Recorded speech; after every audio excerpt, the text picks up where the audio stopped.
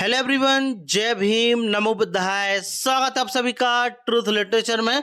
और आज हम डिस्कस करेंगे बौद्ध राजाओं की परंपरा। तो आइए शुरुआत करते हैं।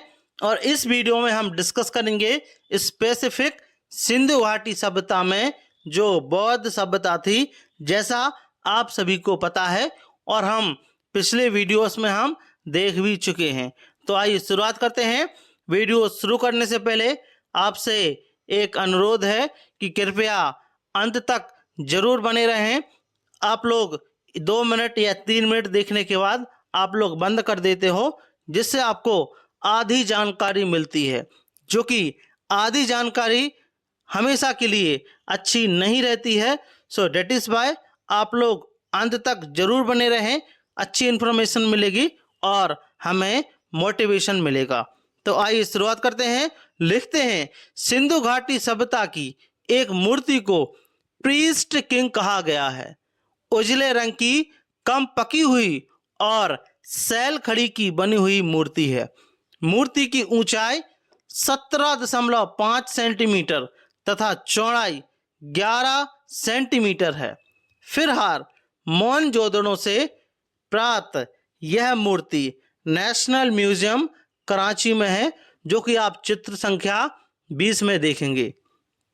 प्रीस्ट किंग की मूर्ति के शरीर पर बौद्ध शैली का वस्त्र है, जिसमें वस्त्र को बाएं कंधे पर रखा गया है और दायां कंधा मुक्त है। गौतम बुद्ध भी इसी शैली में वस्त्र धारण करते थे।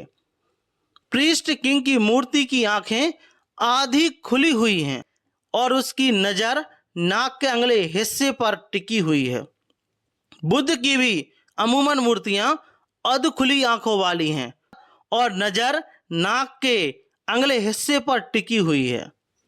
अध खुली हुई आंखें अनासक्त अवस्था को दर्शाती है और इसी अवस्था को दिखाने के लिए बुद्ध की आंखें अध खुली दिखाई जाती हैं। प्रीस्ट किंग की मूर्ति की कमर का निचला हिस्सा नहीं है। इस कारण हमें यह पता नहीं है कि वह किस मुद्रा में बैठी हुई है, मगर मोहनजोदाड़ो की एल एरिया से गौतम बुद्ध जैसा वस्त्र पहने और उन्हीं की मुद्रा में बैठी हुई एक दूसरी मूर्ति मिली है। मूर्ति की कमर में चुन्नट वाला गौतम बुद्ध जैसा वस्त्र है। चुन्नट वाली यह मूर्ति दसूर सेल खड़ी की बनी है और फिलहाल इस्लामाबाद म्यूजियम में है। मूर्ति का दायां हाथ भूमि स्पर्श मुद्रा में है, जो कि आप चित्र संख्या 21 में देख सकते हैं। मगर चुन्नट वाली इस मूर्ति का सिर नहीं है। संयोग से पीठ के ऊपरी हिस्से का केश विन्यास बच गया है। चुन्नट वाली इस मूर्ति का केश विन्यास ठीक प्रीस्ट किंग जैसा है। दोनों मूर्तियां वशिष्ठ में एक जैसी है, मतलब बनावट में लगभग एक जैसी हैं। अब हम प्रीस्ट किंग के निचले वस्त्र तथा बैठने की मुद्रा की परिकल्पना कर सकते हैं, मतलब करते हैं, जो इमेजिन करते हैं।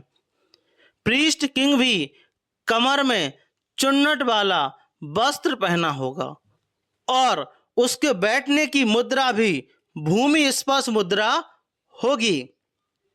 प्रीस्ट किंग की कमर के नीचे का वस्त्र, कमर के ऊपर का वस्त्र, बैठने की मुद्रा, अध खुली आंखें, नाक के नीचे हिस्से पर नजर, सब कुछ बौद्ध संस्कृति से मेल खाता है।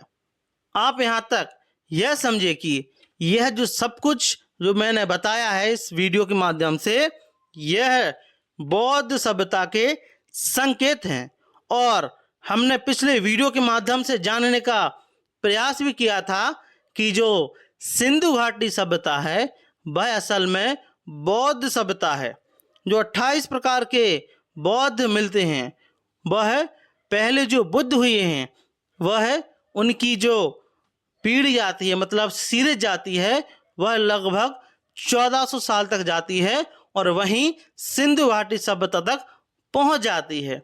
इसके अलावा हमने यह भी जाना था कि वह सभ्यता द्रविड़ सभ्यता थी, क्योंकि जो शुरुआत में जो बौद्धों के नाम थे, तड़हंकर नाम थे, वह द्रविड़ सभ्यता से मेल खाती है भाषाई के आधार पर। तो यहाँ भी हमने जानने का प्रयास किया मूर्ति के आधार पर। प्रीस्ट किंग का अनुवाद पुरोहित राजा किया गया है, लेकिन बौद्ध शैली का पुरोहित होने के कारण पुरोहित अनुवाद एकदम सटीक नहीं है। इसे प्रीस्ट किंग से अधिक बौद्धिस्ट मंक कहना सही होगा। क्यों होगा? देखते हैं। सिर पर पीपल, सील पर पीपल, बर्तन पर पीपल। सिंधु घाटी सभ्यता में पीपल छाया हुआ था। पीपल की पूजा, पीपल की रक्षा, पीपल लेने की होड़ सिंधु घाटी सभ्यता में पीपल की पवित्रता को दर्शाता है, जो कि आप चित्र संख्या 22 में देख सकते हैं। 28 बौद्धों में से चौथे दीपंकर बुद्ध थे। दीपंकर बुद्ध का बोधि वृक्ष पीपल है। ये जो प्रीस्ट किंग की मूर्ति है वह लगभग 1900 से 2000 ईसा पूर्व की है, मतलब आज से 4000 साल पुरानी है। दीपंकर बुद्ध का समय भी लगभग वही है। 6ठी शताब्दी ईसा पूर्व में बुद्ध हुए। दीपंकर बुद्ध उनसे 24 पीढ़ी पहले हुए हैं। ऐसा अनुमान किया गया है कि सिंधु घाटी सभ्यता की प्रशासन व्यवस्था धर्मगुरुओं और पुरोहित के हाथों में केंद्रित थी, तो वह बौद्धिस्ट गुरुओं और बौद्धिस्ट भिक्षुओं के हाथ में केंद्रित थी। शासन धर्म प्रधान था, ना राज सिंहासन, ना राजमहल। जनता का शासन करने वाली हुकूमत जो रही हो वह बल प्रयोग में विश्वास नहीं करती थी। जीवन शांतिपूर्ण था। इसके सबूत क्या हैं? देखते हैं। सिंधु घाटी की सभ्यता में तलवारें बिल्कुल नहीं मिलती।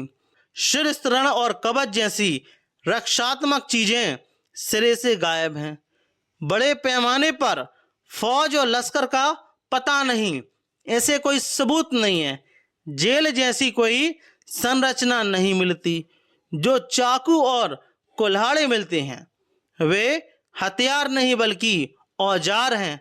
जो चाकू और जो कुल्हाड़े मिले हैं वह हथियार नहीं बल्कि औजार है। यही तो बौद्ध सभ्यता है। तो इसका निष्कर्ष क्या निकला? जो सिंधु घाटी जो सभ्यता है वह असल में बौद्ध सभ्यता है। प्रमाण क्या है? हम भाषाई आधार पर प्रमाण हम जान सकते हैं, और जो मूर्ति की बनावट है उसके आधार पर भी हम जान सकते हैं कि जो सिंधु घाटी सभ्यता थी वह बौद्ध सभ्यता थी।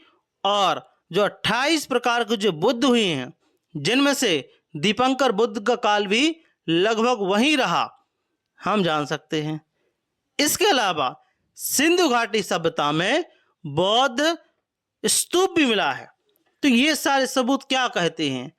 ये सारे सबूत यही कहते हैं कि सिंधु घाटी की जो सभ्यता है वह बौद्ध सभ्यता है। जैसा कि हमने वीडियो के माध्यम से जाना और पिछले कुछ वीडियो के माध्यम से जानने का प्रयास किया। तो आपको यह वीडियो कैसा लगा प्लीज़ हमें कमेंट बॉक्स में ज़रूर बताएं। और यदि आप ट्रुथ लिटरेचर पर नए हो तो ट्रुथ लिटरेचर को आप लोग सब्सक्राइब जरूर करें, साथ ही साथ हमारी वीडियोस को शेयर जरूर करें। जय भीम, जय भारत।